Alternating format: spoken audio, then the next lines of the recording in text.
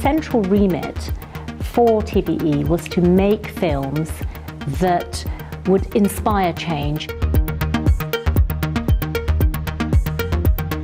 We think that businesses have a responsibility to be able to show the world what they're doing in terms of their sustainability initiatives.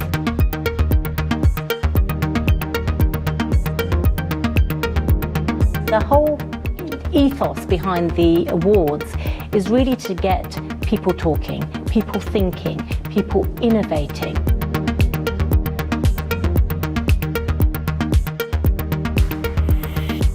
If we cannot sustain the planet, there won't be any businesses.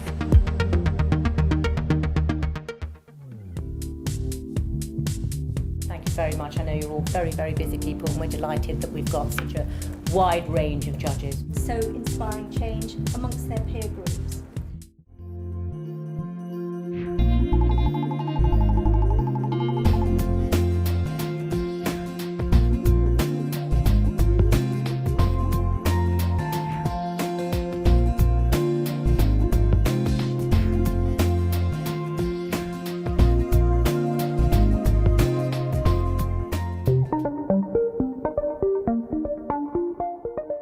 TVE is a company that was set up 29 years ago by the United Nations Environment Programme, the World Wildlife Fund, and Central Television, which is a television company in the UK. We're a not-for-profit organisation, and our remit really is to inspire change through film. So we look at subjects that perhaps would not be looked at on any other television station. TVE has, over those years, made hundreds of films to do with the environment, climate change, education for women, social justice issues all around the world. And one of the things that we are particularly proud of is that we operate with worldwide partners across the world, and our films are distributed in over 100 countries and seen by, 1.5 billion people. TV is very, very influential, small is beautiful, and their impact worldwide is enormous. TVE offers our African audiences content that is inspiring, that is innovative in terms of development and the environment. It's an opportunity to open a new window to look at our planet and listen to real voices. They give filmmakers and people affected on the ground a chance to tell their stories in their way so that they can create positive change. And go. Hey everyone, do you know anything about biodiversity? No. Films are an engaging way of sharing how we can protect the planet. What's going on up here? Why is the ice melting as fast as it is?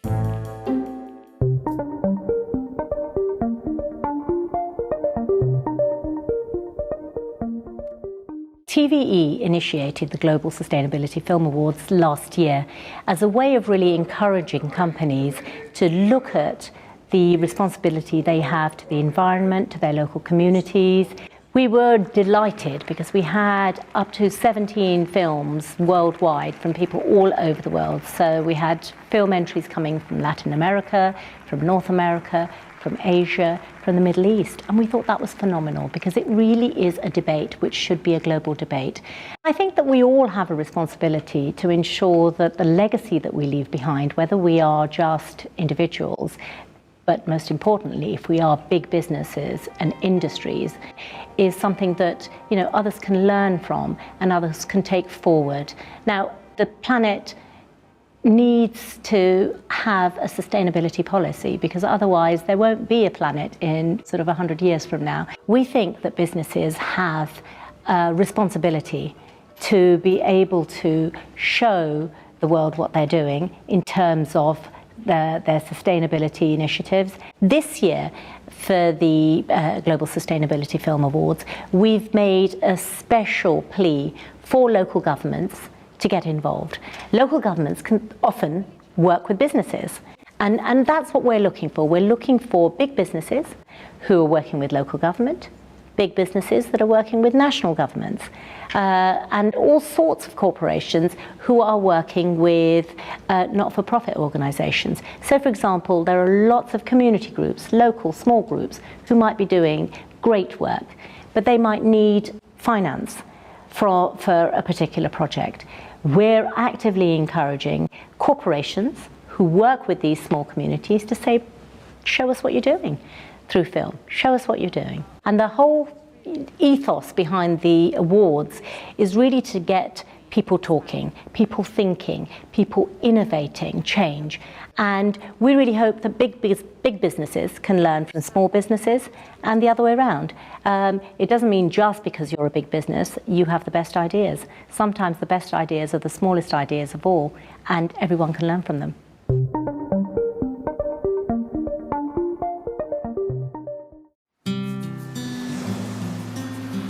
Aquí es la montaña de todo lo que tenemos en nuestra comunidad. Aquí estoy yo y es lo que hay en las montañas, culebras, hay arroyos, hay pescados.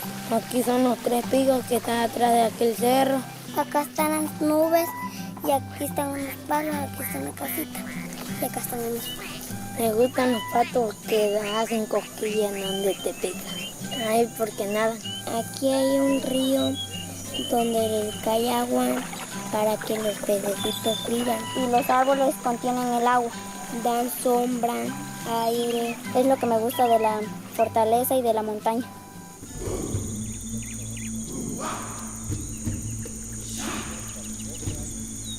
Aquí la comunidad de la Fortaleza está como una comunidad, como guardabosques. ¿Para qué? Para que si venía gente de otro lado o viene gente de otro lado, no dejar que entren a talar o a destruir o X cosas. Aquí nosotros tenemos prohibido lo que es cazar para vender, tenemos prohibido pescar para vender, para consumo nada más. Sabemos que ahorita estamos teniendo beneficios nosotros, así el día de mañana también nuestros hijos.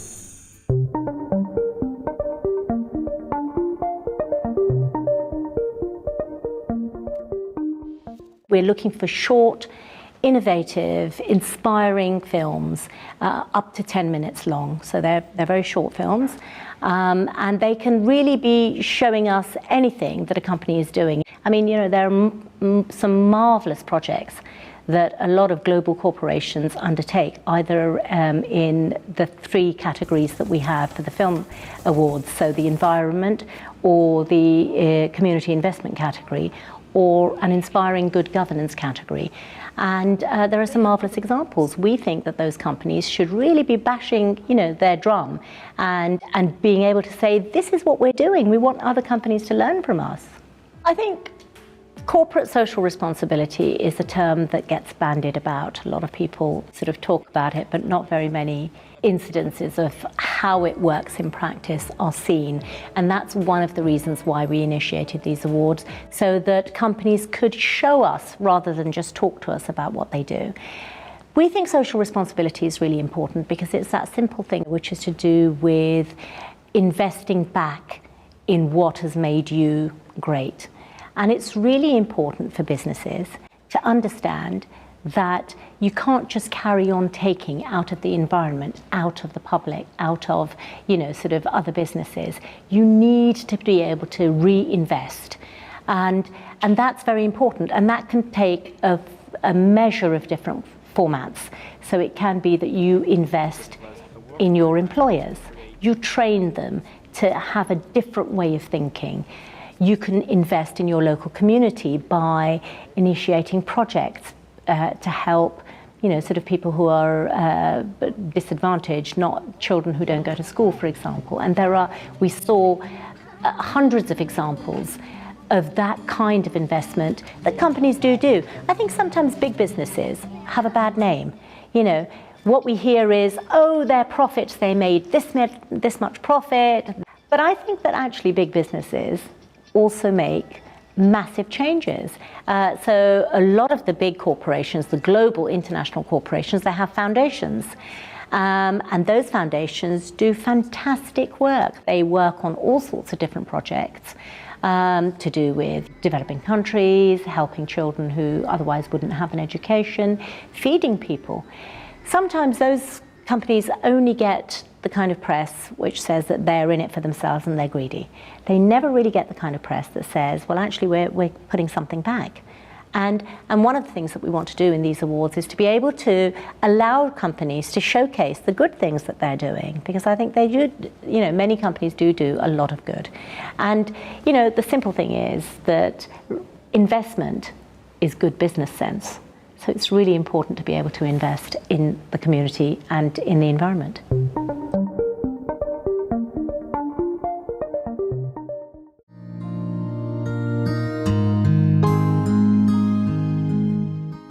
আমি বাঁধন খারিজ cleaning and dyeing industries লিমিটেডে গত 1 বছর ধরে swing operator হিসেবে নিয়োজিত আছি।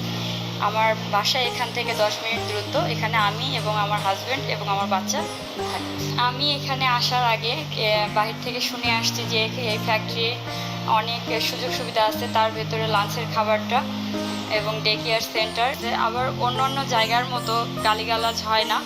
এটা আমাদের জন্য একটা সুবিধা। যেখানে চাকরি করতাম সেখানে অনেক গালিগালাজ পাড়া হইতো কাজের সমস্যার জন্য, কিন্তু এখন এখানে এসে আমি সেটা পাই না। আর ওখানে গালিগালাজ হইলে যে কাজের সমস্যা হইলে যে আমাদেরকে বুঝাবে, এটা কোনো বুঝাইতো না, বরঞ্চ কাজের ভেতরে আমার মাইনে থেকে টাকা কেটে নিত, যেটার জন্য আমার মানসিকতা নষ্ট হতো, আমি কাজের কোনো কোয়ালিটি ঠিক রাখতে পারতাম না।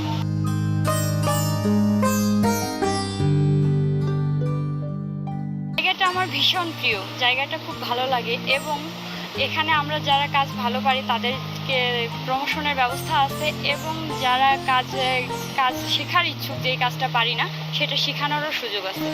এই জায়গাটা আমার অনেক পছন্দ, শুধু আমার না, আমাদের ওয়ার্কারের সবার পছন্দ। এই জায়গাটা লাঞ্চ পরে এসে আমরা বসি, ঘন সবুজ অনেক ভালো লাগে, যেটা অন্যান্য ফ্যাক্টরিতে পাওয়া যায় না। আর বিশেষ করে মনের সব অশান্তি দূর হয়ে যায়, বিশেষ করে আমার। আর প্রতিনিয়ত এখানে বসেই আমি চিন্তা করি আমার ভবিষ্যৎ পরিকল্পনা।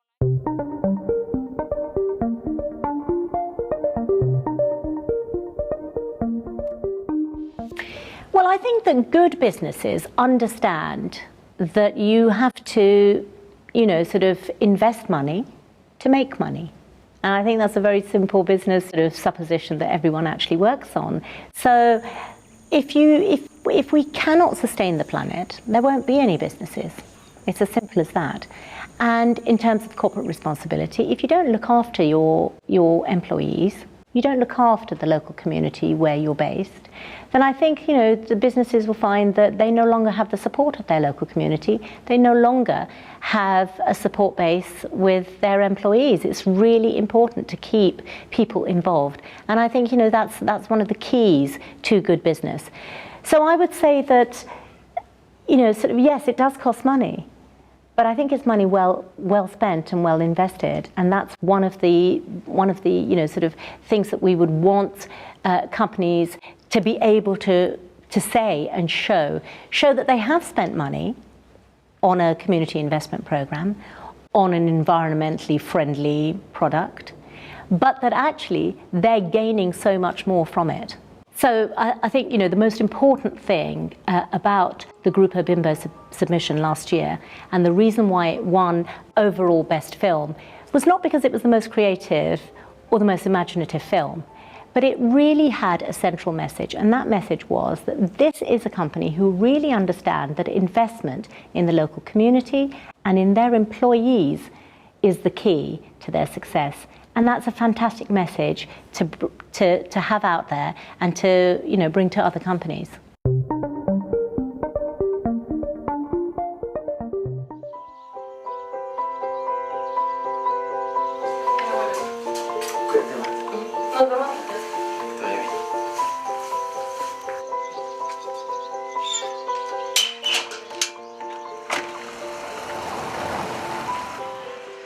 Creo que soy muy afortunada porque siento mucho apoyo en el trabajo, apoyo con mi familia. Por ejemplo, en mi casa, pues a mis hijos les da mucho orgullo cuando platican a sus amigos, no, pues mi mamá trabaja en Bimbo, sí, y tu mamá, ¿qué hace? No, pues ventas, maneja un camioncito. No buscamos nosotros que con el trato y todo esto haya mayor productividad, pero el resultado inevitable es que cuando la gente está satisfecha da lo mejor de sí misma. Y se ha creado lo que mucha gente llama la cultura bimbo, que permiten a la gente no solamente encontrar en la empresa la manera de ganarse la vida, sino también tener una contribución a su felicidad. Yo no sé qué tiene este osito que está aquí, no sé qué tiene, pero se mete en el alma de todas las gentes que estamos en Bimbo. ¿Qué les pasa a la gente Bimbo que se enamora tanto de su empresa? Pues lo que se da es que hay un trato justo, un trato humano, un trato, es decir, en donde pueden de alguna manera superarse, ayudarles a ser mejores personas, ser mejores ciudadanos, a ser mejores padres de familia y a ser mejores trabajadores, ¿no?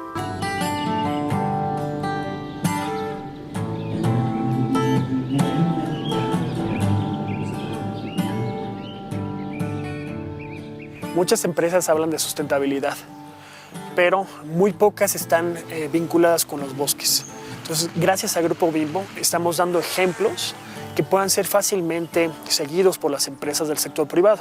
Si logramos que las personas que viven en los bosques obtengan los mayores beneficios, las comunidades van a estar satisfechas, van a vivir con dignidad. Aquí no hay empleo, la gente tiene que salir a la ciudad a trabajar, pero también ahora aquí, como ven ustedes, aquí hay invernaderos que ahora sí más adelante pues ya no van a tener que salir para ir a trabajar en la ciudad. La comunidad en la que nos encontramos espera de nosotros que seamos buenos ciudadanos y tomar en cuenta las grandes causas nacionales, causas de la comunidad.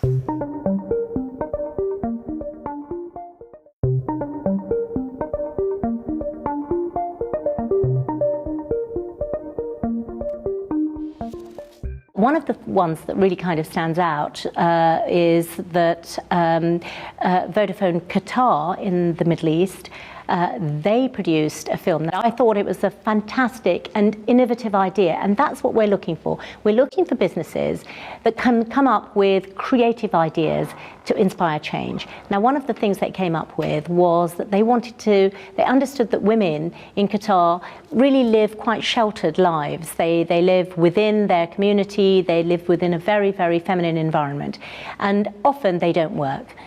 So they don't actually have any finance that comes in from themselves.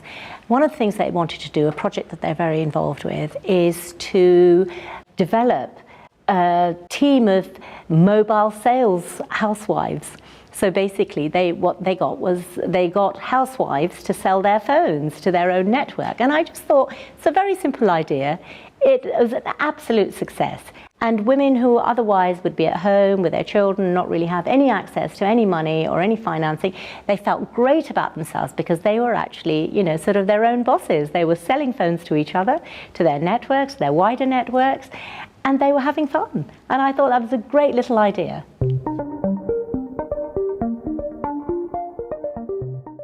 خلال حياتي صارت تغيرات كثيرة في قطر. كنا في السابق نعيش في البر، أما الحين صارت قطر دولة حديثة وعصرية، لكن بعض الأشياء تغيرت بسرعة أكثر من غيرها. وأنا في 30 من عمري وعندي 7 أطفال، وأغلب الرجال عندنا يشوف أن المرأة ما ينبغي أن تعمل بحسب العادات والتقاليد، لكن زوجي شجعني للعمل في هذا المجال الخاص بالمبيعات في قسم الجوهرة بفودافون، بعد ما كنت مكتفية بكوني زوجة وأم وما مارست أي وظيفة أو حتى كمل دراستي. كنت في البداية خايفة شوي من الفكرة، بس سوزي جزاها الله خير علمتنا كيف نكون بائعات من الطراز الأول وأمهات فخورات وملتزمات بعاداتنا وتقاليدنا. لما خلصت التدريب في مشروع الجوهرة حسيت كأني تخرجت، وكان استلامنا للشنطة الحمراء تجربة ما كنا نحلم فيها، واللي أعطتنا الثقة بأن بالفعل سيدات أعمال. وكانت لحظة فخري لما قدرت أبيع منتجات فودافون للعملاء من شركات منافسة، وبعت لجاراتي وصديقاتي في الأماكن القريبة والبعيدة. وقدرت بشكل سريع أني أوصل للهدف المرسوم لي في المبيعات، حتى أن الراتب اللي كنت أخذه من عملي خلاني أحس بالفرق في نوع المعيشة. بالنسبة لي كان انتقالي من بيتنا القديم لبيت أكبر وأجمل، ومن أهم الأشياء اللي كنت أتمناها. صرت أقدر أوفر لعيالي الألعاب اللي ما كنت أقدر أوفرها لهم من قبل، بالإضافة أني قدرت أكمل دراستي وأخذ الشهادة اللي أهلتني لدخول المعاهد الخاصة دراسة الأعمال. وكان أكثر شيء مهم بالنسبة لي وحصول عيالي على التعليم المناسب اللي يأهلهم لاتخاذ القرارات المناسبة لهم واللي يحدد مستقبلهم.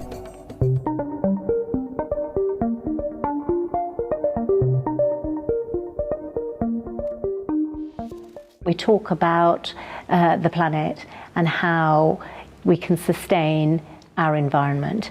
We hear all about how things are changing, the climate is changing, and we hear about whether or not there will be a planet in 200 years or in 500 years. And I think sustainable development is all about companies practicing good governance. It's about governing how they put back into the environment and make their businesses sustainable so that they're not, sort of churning out exhaust fumes if there is an alternative way. We live in a technological age, and it's really important for us to be able to use technology to get over the issues to do with pollution, the issues to do with cutting back on rainforests, that kind of thing. It's really important for people to be responsible about all of those things, because it's not for our generation, and it's not probably for the generation after us. But the generation that goes beyond that will need to be able to think, well, actually, sort of because of sustainable development, we are still here on the planet. Atkins, who are an architectural firm, and they have projects all over the world. Now, they were last year involved in recreating a decimated area of London. So it had nothing there before. It was just a rubbish dump and no infrastructure, no trains coming in or whatever. So it was a massive project. They took on the London Olympics. They wanted to create a base for the London Olympics. They were the company that were chosen to do that. And they created, out of this devastated piece of land, they created a beautiful Olympic stadium and a fantastic area of natural landscape beauty, so that people can enjoy that not only last year when the Olympics were on, but it's something that will stay with us within that area for generations to come. And it is now a place that people go to relax, to enjoy themselves, to watch nature.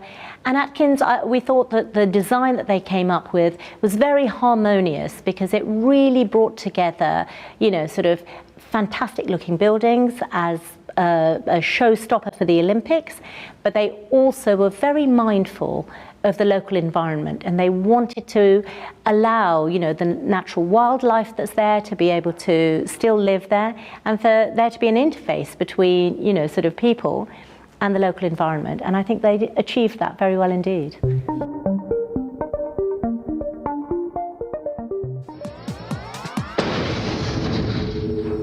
All right, my son, I'm Rick. Me and my mates have been here since the year dot. I tell you, we thought our time was up when Atkins' remediation team started the big clean-up. 200 buildings to flatten and many of them derelict. But you got to hand it to them. 98% of the rubble got recycled. I bet that hurt.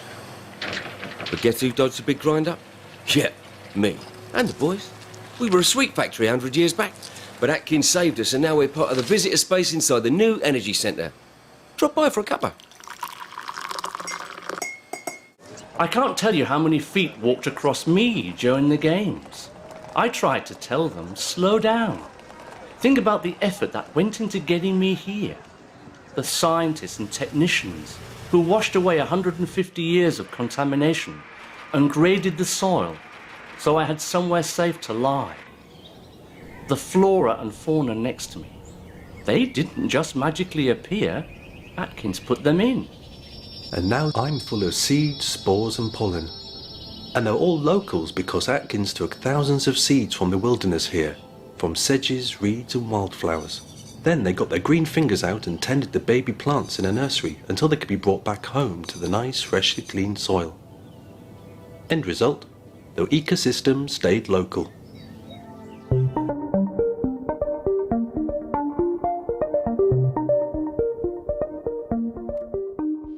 Everyone is interested in China. The whole world is interested in China. It's a massive, manufacturer for the whole of the world. It is the, emerging economy, and everybody wants to understand Chinese business and the business model.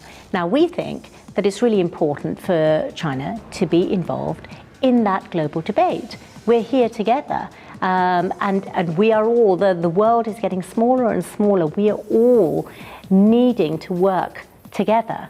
So, China needs to work with Europe, China needs to work with North America, it needs to work with, Asia, all the other countries in Asia.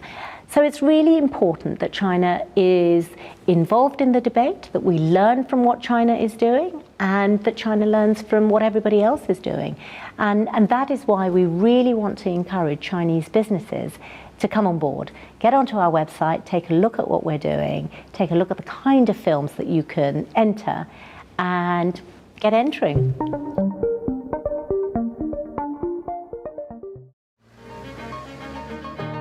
We've always regarded the London office as a curatable space. We like to support emerging artists. The UK has this fantastic talent coming out of design colleges, so in a sense it's all on our doorstep here.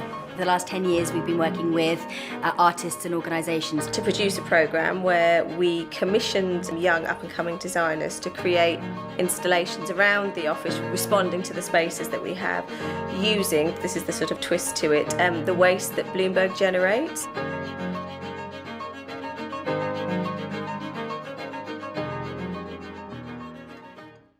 We were very surprised when we had the first contact saying that a bunch of artists wanted to come down and have a look at our rubbish. Going out to the Bloomberg warehouse in Silvertown was amazing. Well, just give them a quick overview of what we do here and then take them through the waste streams that's on offer to them. Give them some samples, they have a play around. The majority of our waste is keyboards, flat panels. They're all branded with Bloomberg, so we can't resell them. They always seem to want cables, they'll always want coloured cables. We did actually have someone that wanted loads and loads of keyboards. Instead of sending them the whole keyboards, we just got a claw hammer and just ripped them out. And I think the ability to transform your workplace, not only to make it an aesthetic, inviting place, but also to kind of stimulate you to kind of approach things, your job in a slightly different way. And I think it's a project that has really captured people's imaginations.